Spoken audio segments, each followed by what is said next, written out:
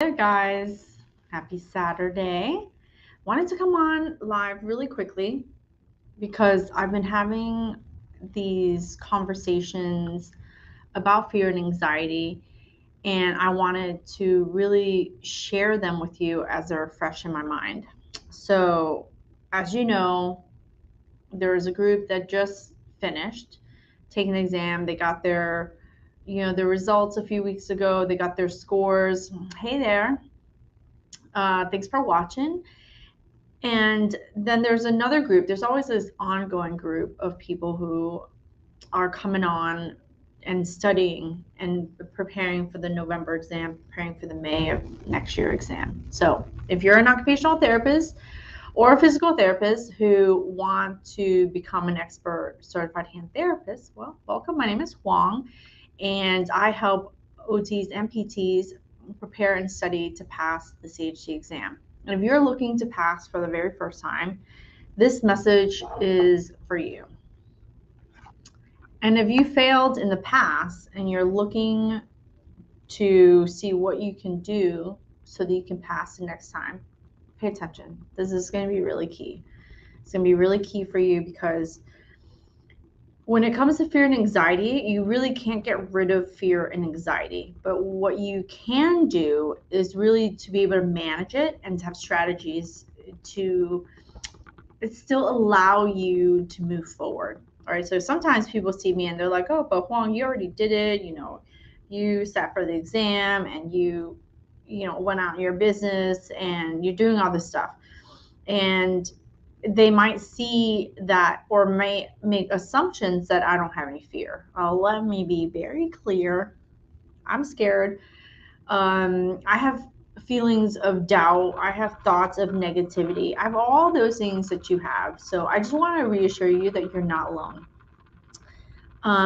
I have the opportunity and the privilege of speaking to a lot of different people. So I can share with you what I'm hearing and what I'm seeing. And if you are fearful and if you are feeling anxious and if you are feeling doubtful, like I just want to assure you that this is happening to everyone who takes the exam. Like I definitely had it. I just studied for it anyway. I was under a lot of pressure. I still studied and took the exam anyway. But here are some things that if you are having those fears and having those anxieties and it's really, really strong, I hope that this little video will help you with some strategies in terms of not letting that fear stop you from sitting for the CHT exam. So with the CHT exam, to become a certified hand therapist, so to take the hand therapy exam, like you don't quote, ow, sorry. You don't quote, like have to take it. So this is one way where people just keep putting it off. Like, are you putting it off? Are you saying that you want to become a certified hand therapist? Are you saying that you want to pass, but you want to keep putting it off, right? Then you have to identify, am I putting it off because I'm scared? Am I putting it off because I'm afraid that I might not pass, right? There are some stories that you might be telling yourself that could be stopping you dead in your tracks. In this video, I want to really talk about how, some strategies, essentially some steps that you can take, some ways in which you can help yourself so that it doesn't stop you and that you at least give yourself a chance, right? You can't do it if you don't give yourself a chance, right? Number one really is to acknowledge. Actually, if you see this here, I was talking very specifically to a student today. And this is what I continue to speak to people about in the program, because what happens when you become really stressful? What happens when you become really anxious? Like, you can't retain any information, right? If you are putting undue pressure on yourself and you feel like you can't retain any information, is because you have so much pressure and you have so much negativity. How can you hold on to anything, right? So one really one really important thing, an important way that you can utilize to not let fear stop you from doing the thing that you said you wanted to do, right? Nobody's making you do this. You say you wanted to do this, right? Is that one, you have to acknowledge your fear. There's a certain awareness that you have to have. And it's, don't ignore it. Don't be like how do you call it, like a fake positivity. Like, it doesn't do you any good. Acknowledge that you're afraid, acknowledge that you're anxious, acknowledge that you might not be doing what you said you wanted to do in order to get to your X goal. Acknowledge the fact that you might not be studying the way you want to be studying in order to sit and prepare for the exam, right? And when you're unable to, it makes it really hard to continue to study, right? This is why people drop off, and this is why it's so important to be in a program like the hand exam prep program, because it really, one of the things that we do is we talk people off the ledge. Being in a group that can encourage you is really, really key. But you can do this yourself too. If you're like, do it yourself, like say it, write it down, and own it, right? Be realistic with it. Acknowledge your fears, because if you cannot, and if you lie to yourself, the fear is stronger than your lies, and it is a thing that usually stops people from, one, going for it in the first place, and two, freaking giving yourself a chance to do it a second time, third time, however many times it takes. Because the way I see it is, if you want to become a certified hand therapist and you don't give yourself that opportunity, that will stay with you for the rest of your career. And there are people who, retire from practice regretting the fact that they never gave themselves a chance. They regret the fact that they didn't try again. And regret weighs a ton. Like, it weighs a ton. You might have had a good career, but like, man, it kind of like holds on.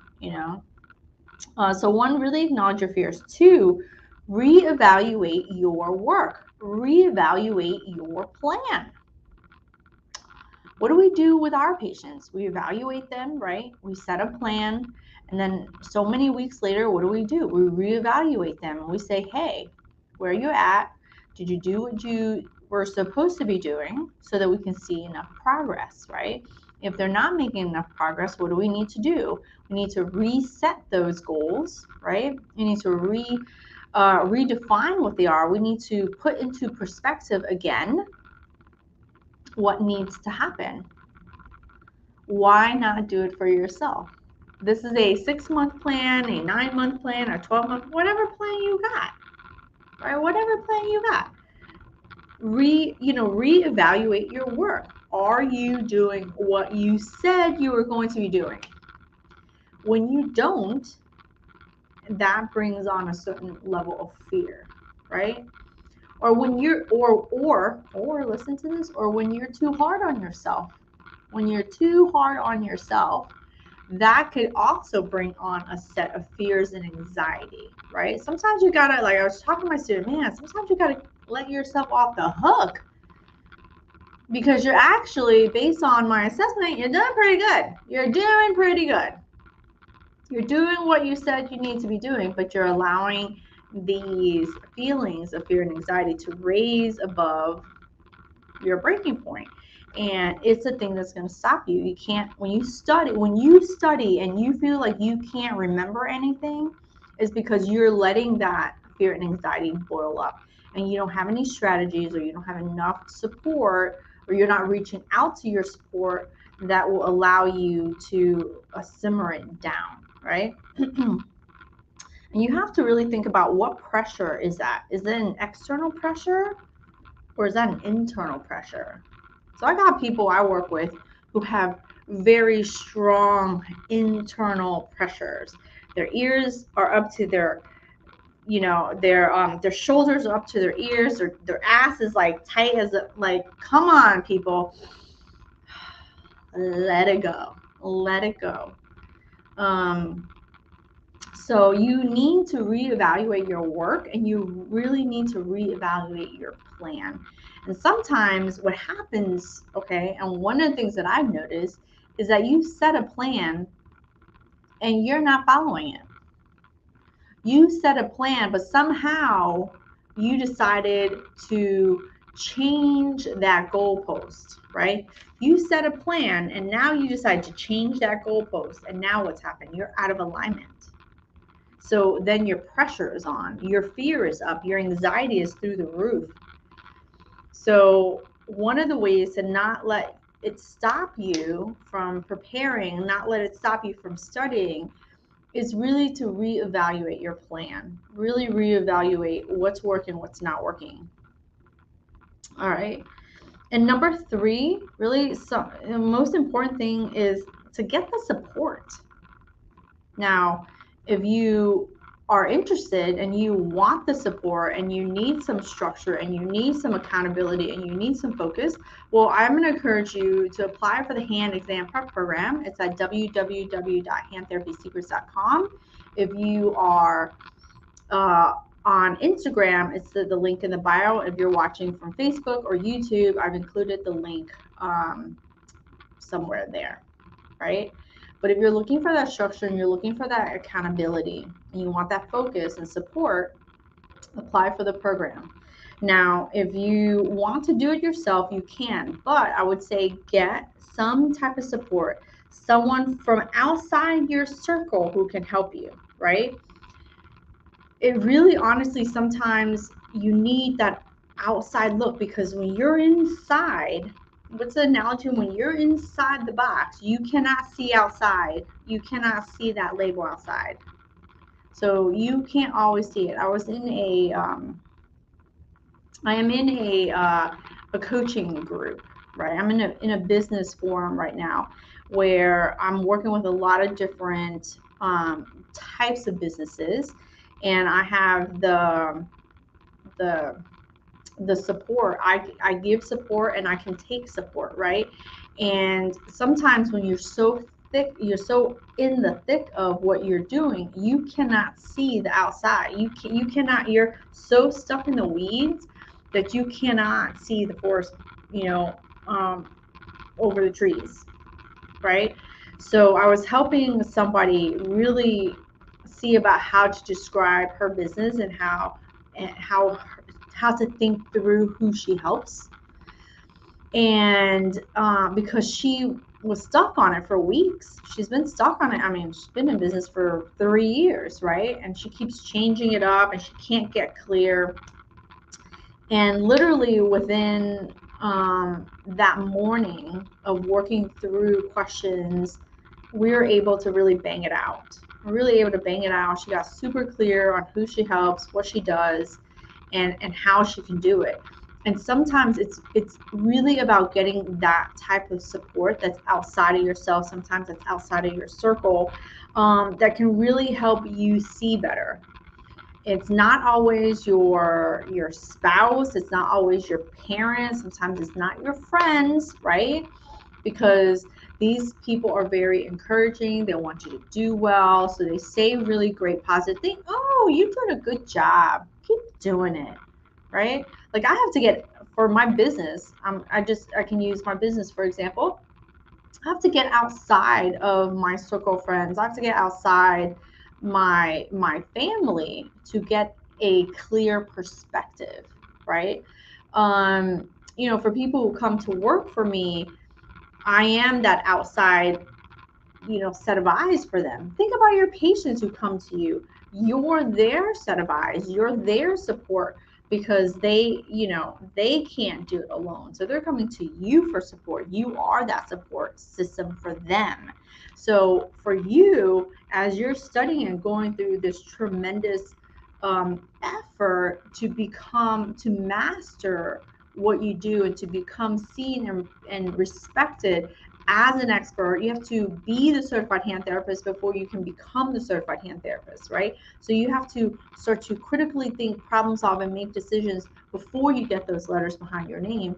And sometimes doing that, being in the thick of it, and you're feeling the pressure, you're feeling anxiety, it's an effort for you, right? Getting that outside support to really help you see through the turmoil that you're going through, the stress that you're putting on yourself, can really change that perspective.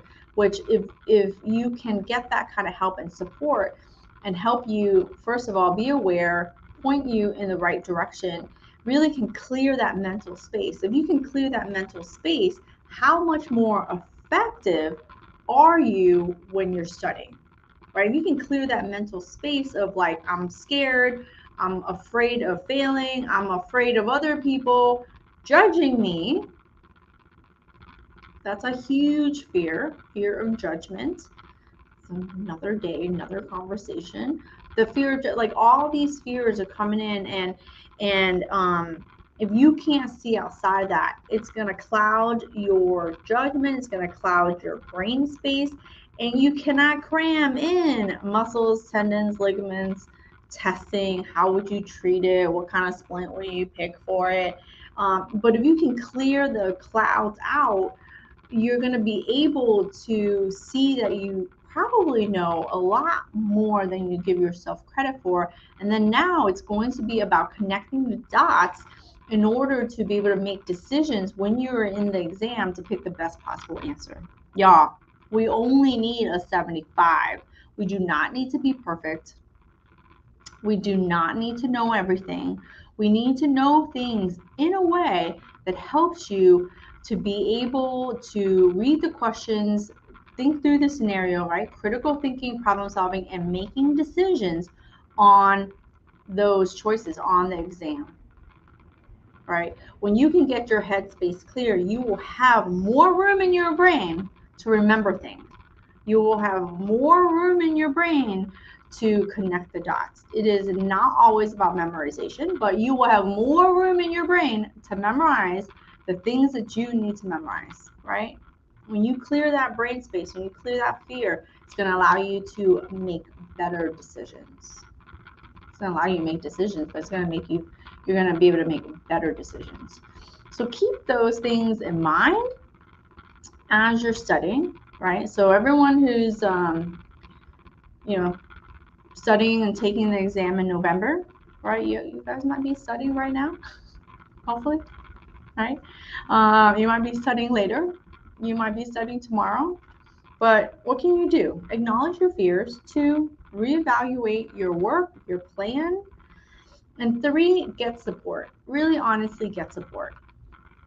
And if you are someone who's looking for that type of support, this type of structure and accountability, then I invite you to apply for the hand exam prep program, right? It's going to help you. We can create a plan for you that's going to take you to the exam in November, or even if you need more time, creating a realistic plan is very key for success for the May of 2023 exam. Okay, so the link is in the bio if you're on Instagram, and if you're on Facebook or YouTube, then the link is in the stream below. You always can go to handtherapysecrets.com and find the tab there to apply for an exam. It's going to give you much more details on the program and see what we can do to help support you as you study and pass the first time. All right, so take those. I hope you think about what you can do in terms of how to not let fear stop you, because we do need more certified hand therapists. We need more experts, right? Expert hand therapists. Whether you're an occupational therapist or a physical therapist, you can master the art of hand therapy, the art and science of hand therapy. More and more people are in the world who need our help, and it'd be really great if we could help them in an effective way. All right, so that's it for today. I hope that helps you. And if you have any questions, you know where to reach me, and I will talk to you soon. Have a great weekend. Bye.